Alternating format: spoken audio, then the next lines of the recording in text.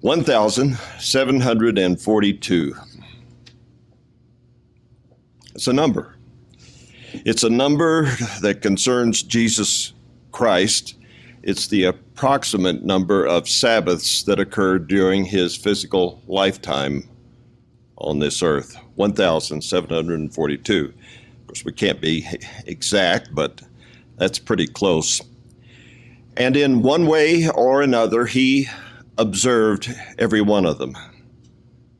His parents, of course, observed them, so he was along with the family, like some of the young people here are, observing the Sabbath at one level of involvement, but observing it.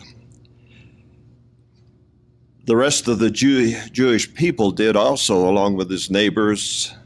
It was a way of life in the land of Israel, among the tribe of Judah at that time.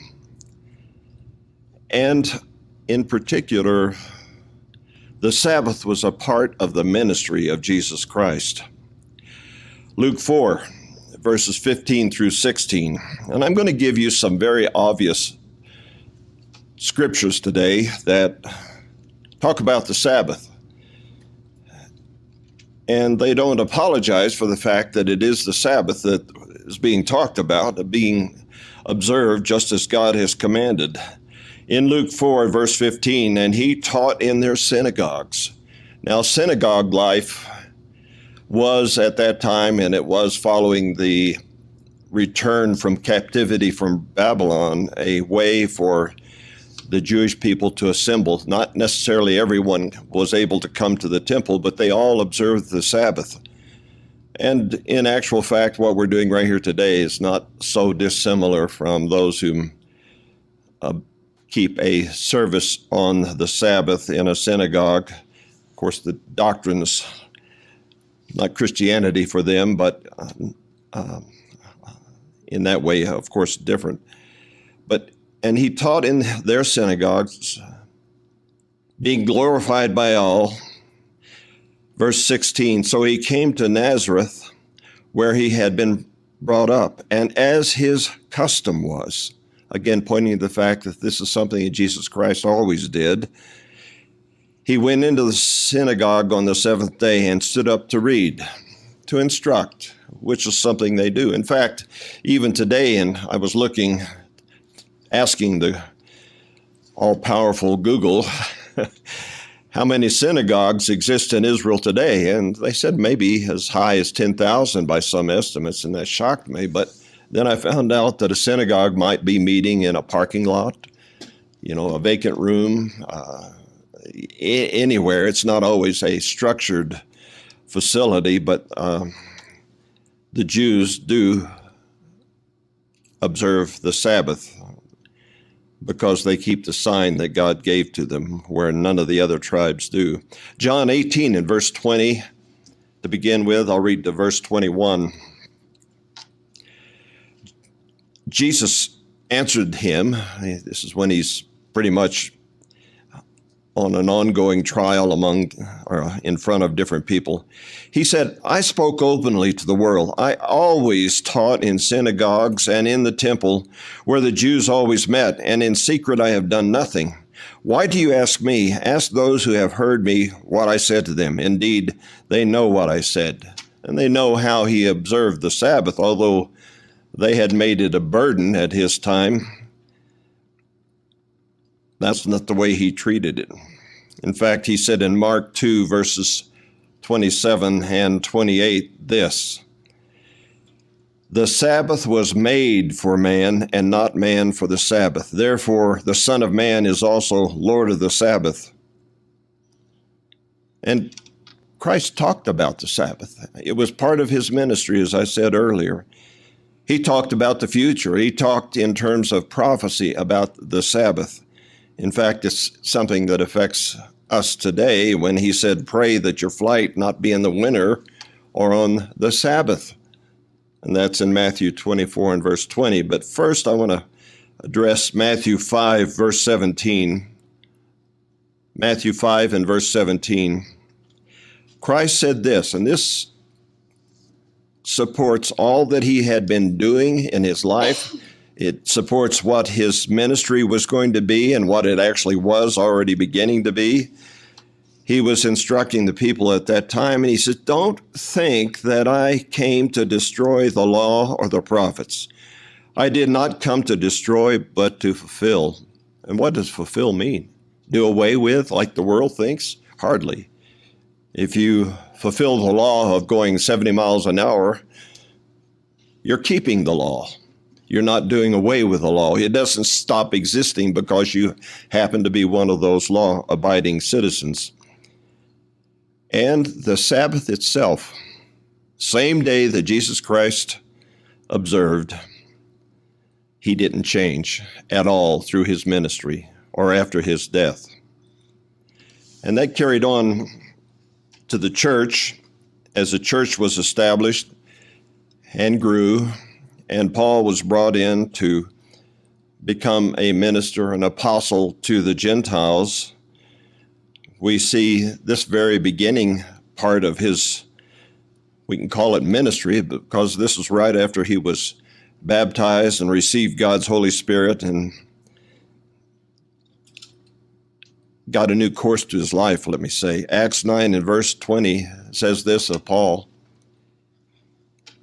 After he had been struck down, blinded for a few days, and once he received his sight, and not long after that, immediately he preached the Christ in the synagogues.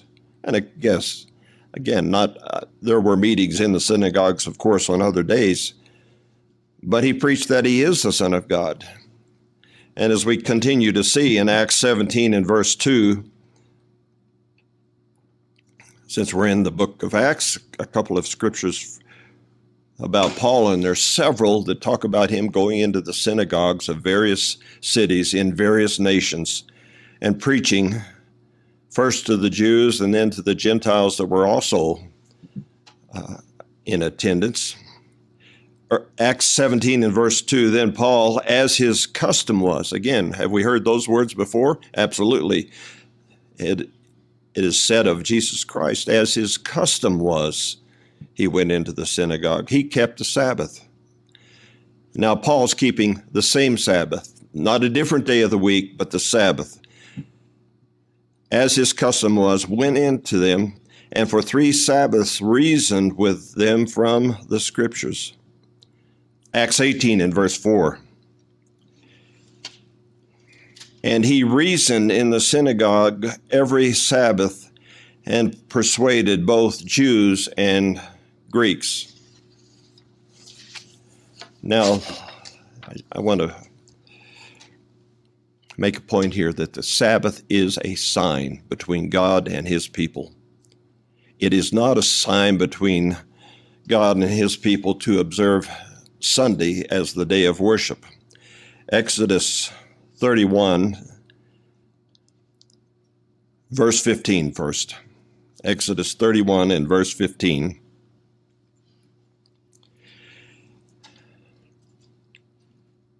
Work shall be done for 6 days.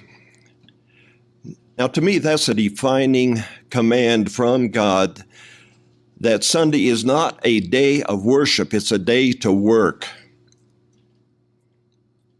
But the 7th is the Sabbath of rest, holy to the Lord. Whoever does any work on the Sabbath day, he shall surely be put to death. And that was the administration of that time. Then in verse 17, God makes this statement. He inspired Moses to record it. Verse 17 of Exodus 31, it is a sign, speaking of the Sabbath, between me and the children of Israel until next year. No, forever. For 6 days the Lord made the heavens and the earth, and on the 7th day he rested and was refreshed. You know, it's a sign between me and the church. God also reveals as you go forward, and history reveals that the church of God can be identified by groups who kept the Sabbath, and so it is today. There's more, of course, in terms of understanding who the true people of God are, where the true church is, but certainly one of the signs to have a relationship with God is to keep the Sabbath. I wrote in my summary about this sermonette, those who pretend that Sunday is the day to observe instead of the true Sabbath are themselves nothing more than pretend Christians. And that's what they are. They are not the true Christians. There are all kinds of, I want to make sure I've got enough time to do this, there are all kinds of verses in the Bible that professing Christians try to use. Well, I want to read a statement and see if this is appealing to you and if this really offers proof. This is from the Illustrated Dictionary of the Bible by Lockyer. And under the heading, The Lord's Day. It's the first day of the week, or Sunday, the day especially associated with the Lord Jesus Christ. A special honor was reserved for Sunday, the first day of the week. This was the day on which Jesus was raised from the dead. Every Lord's Day, therefore, here's the conclusion, therefore is a weekly memorial of Christ's resurrection. Clearly, the early church assembled for worship and religious instruction on Sunday. That's not clear at all. That's an absolute lie. And they call it the Lord's Day. And they say, well, the Lord's Day, and goes on, is not to be confused with the Sabbath, the Jewish, quote unquote, the Jewish day of rest. What they miss that is so obvious is God gave this instruction not to just the tribe of Judah, but to all of the tribes of Israel. They kept it one way or the other through the generations.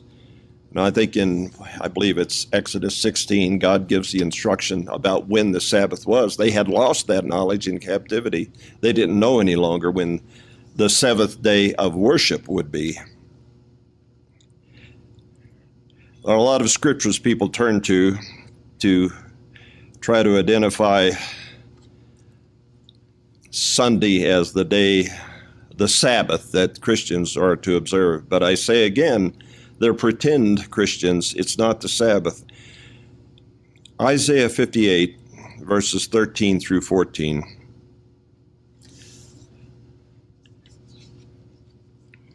Isaiah 58 and verse 13. God says this, if you turn away your foot from the Sabbath, from doing your pleasure on my holy day, and call the Sabbath a delight, the holy day of the Lord honorable, and shall honor him, not doing your own ways, nor finding your own pleasures, nor speaking your own words, then you shall delight yourself in the Lord. You're going to have a relationship with God. And apart from that and without that, you have no relationship with God. You're on the outside and perhaps not even looking in at that point. And I will cause you to ride on the high hills of the earth and feed you with the heritage of Jacob your father. The mouth of the Lord has spoken this. You know, just a concluding thought here. We all know people, those of us who have been in it for a while, who have left the Church of God and quit keeping the Sabbath, the holy days, and the laws of God. And it's interesting to me in talking to some of them that the one thing they retain is what? I'll give you a moment to think. What would that be? That they're still diligent beyond measure to be faithful in. Well, they make sure they're not buying pork bacon or other things that contain pork. For some reason, that has been one of those sticking doctrines that they brought out of the Worldwide Church of God and other parts of God's true church. They have no problem profaning the Sabbath. But brethren, the Sabbath hasn't changed. It's still the same day. It's the day that we are meeting on today, and it's the day that will be observed in the millennium. And as long as the seventh day is a day of observance by God, it will not change. It will always be the same day in the order of days as God has revealed it.